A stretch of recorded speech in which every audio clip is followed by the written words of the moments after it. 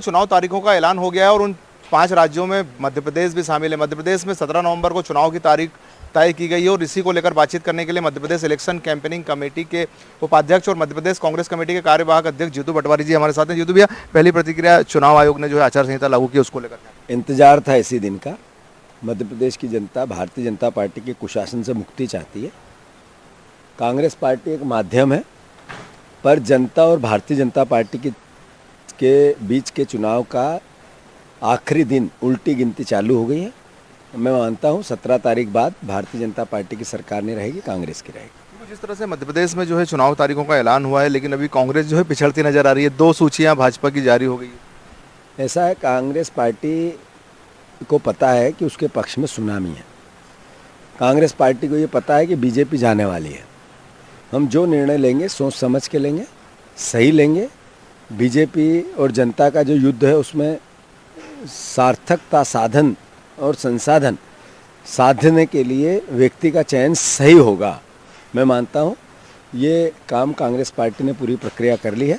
आपको थोड़े दिन में आपके इस सवाल का जवाब मिल जाएगा। स्ट्रेटेजी है देर से आना, नेचुरल है, स्ट्रेटेजी है और स्ट्रेटेजी के तहत ही हमने भारतीय जनता पार्टी की जो बौखलाहट है, जो हार का डर है, बड़े बड़े जितने नाम है वो उन्होंने सामने लाए हैं। ये एहसास कराता है इस बात का कि वो हारने वाले हैं।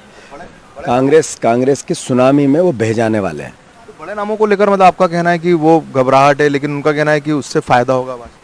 बीजेपी अपना काम कहेगी, करेगी, पर आपको इससे पहले केंद्रीय मंत्री है, देश की कृषि व्यवस्था देखनी है, पर लड़ेंगे विधानसभा का चुनाव। फिर देश 3 महीने 4 महीने क्या करेगा।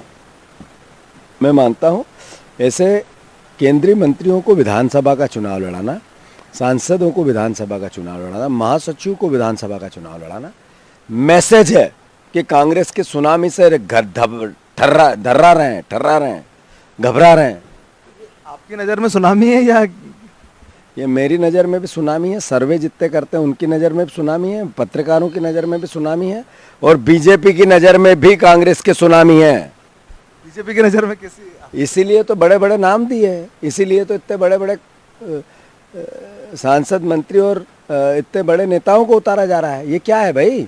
100% कांग्रेस की सुनामी है। आप भी विधानसभा चुनाव लड़ने वाले हैं। आपके क्षेत्र में जो है पहली सूची में प्रत्याशी की घोषणा कर दी गई और हमें कहें कि आपको भी घेरने का प्रयास किया गया। उनका स्वागत है, हमारे पिता तुल्य हैं और मैं मानता हूं कि भारत की जो परंपरा और संस्कृति है वो बेटे और बाप के चयन मेहनत के लिए करना, जिम्मेवारी के लिए करना। तो क्षेत्र की जनता का बेटा हूँ मैं। मुझे 20 साल हो गए, मोदी की लहर चल रही थी तब भी मेरे पे कृपा की, गले लगाया प्रेम से और मेरे से सेवा ली। मैंने 20 साल में अपने आप को झोंक दिया, विधानसभा में समर्पित कर दिया, नफरत नहीं रखी, बीजेपी के कार्यकर्ताओं से भी प्रेम किया।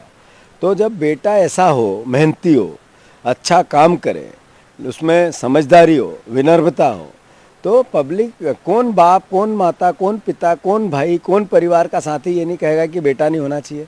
सबको उनका सम्मान लगा है, परिवारजनों का सम्मान लगा है कि बेटे को जिताना, जिताएंगे। लेकिन आपने उनको पिता कह दिया, तो पिता और बेटे में हाँ, तो नेचुरल है। कोई भी एक परिवार है, बुजुर्ग पिता है, उसको क्या आप ये समझते हैं कि काम पे भेजे, नौकरी पे भेजें 70 साल की, 75 साल की उम्र में? क्या चाहते हो आप? आपके पिताजी को अभी आप ये टीवी पे पत्रकार बनाओगे क्या? आप ही बने हो ना।